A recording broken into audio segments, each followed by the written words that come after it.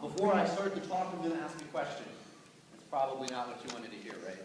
I'm going to ask, who here would say that President Lincoln's their favorite president? Okay, couple hands, couple hands, couple hands. Okay, good. Who here would say that President Lincoln's the most popular American president?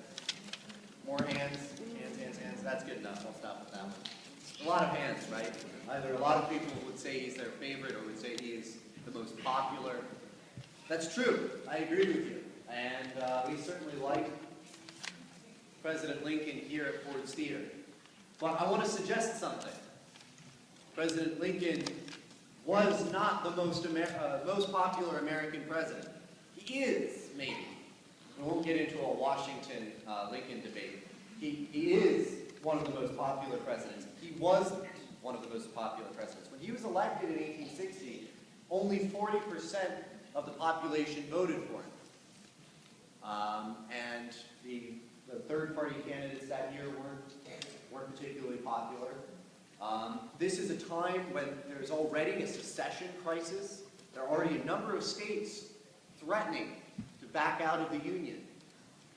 They soon do. In fact, they do in reaction to Lincoln's, in part, in reaction to Lincoln's election.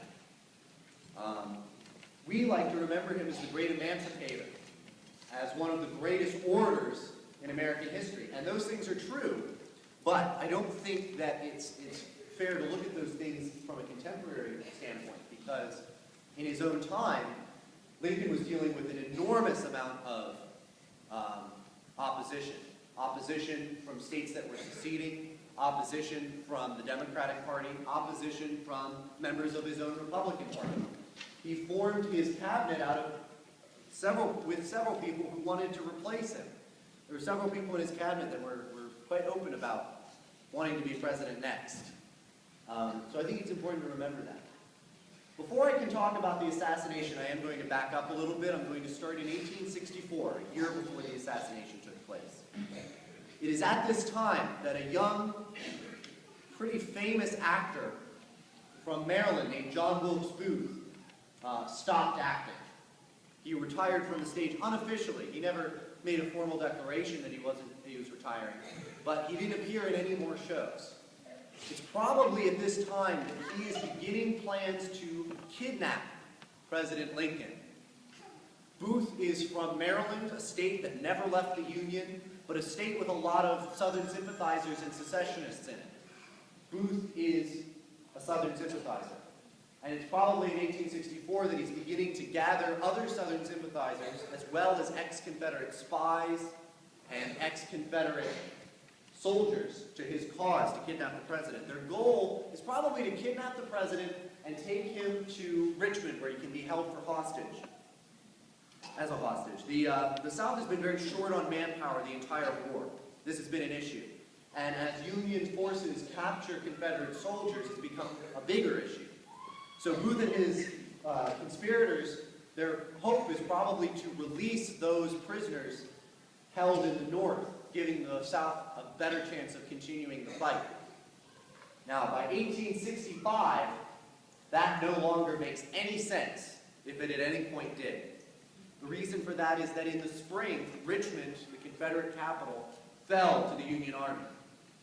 A little while later, on Palm Sunday, General Lee, the most decorated and celebrated of Confederate generals, surrendered his command of the Army of Northern Virginia at Appomattox Courthouse to General Grant. A lot of people talk about this like it's the end of the Civil War. It's not. There are still Confederate armies in the field. They will continue fighting for several weeks. But this really is the end of the war. It really has spelled the end for the Confederacy. This is a time for Booth of bitter dejection and disappointment. Here in Washington, where Lincoln is more popular, this is a time of jubilation and celebration. For those that support emancipation and for those who support the Northern cause, this is a time when the 4 years of bloody war, you can finally see the end of it. The end of those 4 years is finally in sight. There are illuminations. Buildings are lit up. They are setting off fireworks. There are people actually walking around caroling patriotic songs. They actually go to the White House to serenade Lincoln with patriotic songs. Lincoln asks them to sing Dixie, which has been the de facto Confederate anthem. He says, our cousins in the South have appropriated Dixie. I've always considered it to be a superior tune, and I think we've won it back. So it's a time of celebration in the North and in Washington.